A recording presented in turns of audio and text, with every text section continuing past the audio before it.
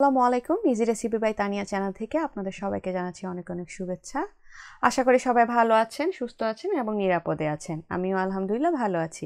আজকে আপনাদের জন্য নিয়ে এলাম আরেকটি মজাদার রেসিপি, কেএফসি স্টাইলে হট চিকেন উইংস। তো চলুন দেখে যাক কীভাবে আমি এটা তৈরি করি। এটা অনেক ক্রিস্পি হয়, বাচ্চারাও খুব পছন্দ করে, বড় যারা আছে তারাও খুব পছন্দ করে। বাইরের টেক্সচারটা দেখতেই পাচ্ছেন কত সুন্দর হয়েছে। তো চলুন আমরা দেখি কিভাবে আমি এটা তৈরি করি। আমি একটি বোলে পর্যাপ্ত পরিমাণ পানি নিয়ে নিলাম। এটা আমরা চিকেনটা ভেজানোর জন্য এই পানিটা নিচ্ছি। তারপর এখানে 2 টেবিল স্পুন লবণ দিয়ে দিলাম। পানিটাতে লবণটাকে ভালো মতো করে মিক্স করে নিলাম। আর চিকেনগুলো আমি আগে থেকেই ধুয়ে রেখেছিলাম, আগে থেকে ভালো করে ধুয়ে পানিতে একটু ভিজিয়ে রেখেছিলাম যাতে চিকেনের যে গন্ধটা থাকে সেটা চলে যায়।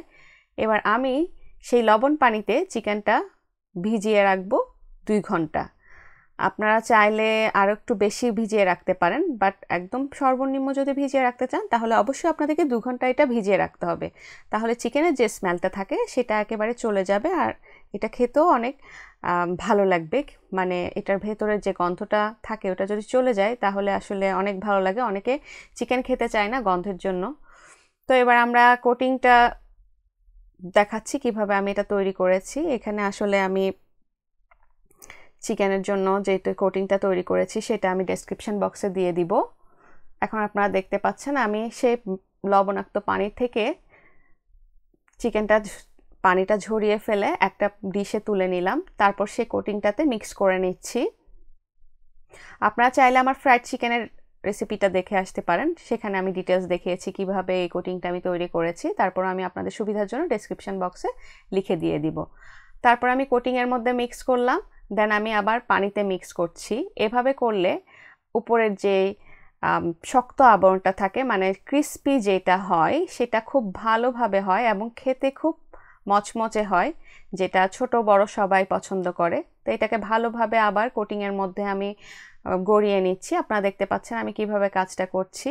সবগুলো একসাথে করতে যাবেন না, কারণ এভাবে করলে অনেক সময় এটা সগি হয়ে যায়, তখন ক্রিস্পি যে ভাবটা আসে সেটা থাকে না। সো আপনারা চেষ্টা করবেন 2টা বা 3টা করে করে অয়েলের মধ্যে ফ্রাই করে নিয়ে ফেলতে।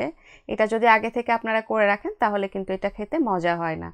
তা আমি একে একে সব তৈরি করে তারপর অয়েলের মধ্যে ভাজতে চলে যাব। দেখতে পাচ্ছেন আমি একবার কোটিং লাগাচ্ছি, তারপরে আবার পানিতে চুবিয়ে আবার কোটিংটা লাগাবো।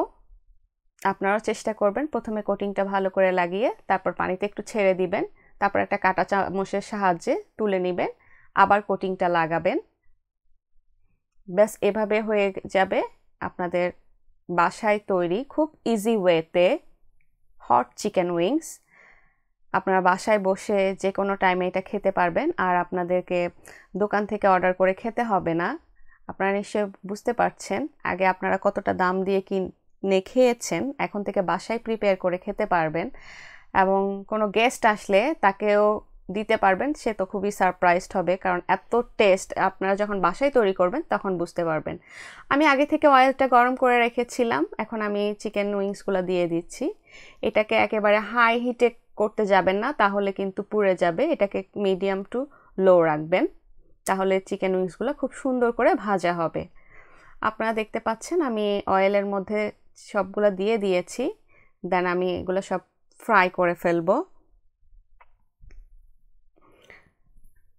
দেখতে পাচ্ছেন আমার চিকেনগুলোর খুব সুন্দর কালার হয়েছে, একেবারে গোল্ডেন ব্রাউন, যে কালারটা আমি চাচ্ছিলাম সেই কালারটাই হয়েছে। এটার আউটলুকিংটা যেমন সুন্দর হয়েছে তেমন আমার মনে হচ্ছে খেতেও অনেক মজা হবে। আর আপনারা যখন বাসায় তৈরি করবেন তখন তো নিজেরাই বুঝতে পারবেন। এটা দেখতে খুবই সুন্দর হয়েছে, ক্রিস্পি। আমি আপনাদেরকে দেখিয়ে দিচ্ছি ভালো করে। সো আপনারা আশা করছি আজকে আমার এই রেসিপিটা বাসায় বসে ট্রাই করবেন। আর আমার এই রেসিপিটা যদি ভালো লাগে তাহলে অবশ্যই আমার চ্যানেলটি সাবস্ক্রাইব করে আমার পাশে থাকবেন এবং অবশ্যই কমেন্ট করে জানাবেন কেমন হয়েছে। ধন্যবাদ। আল্লাহ হাফেজ।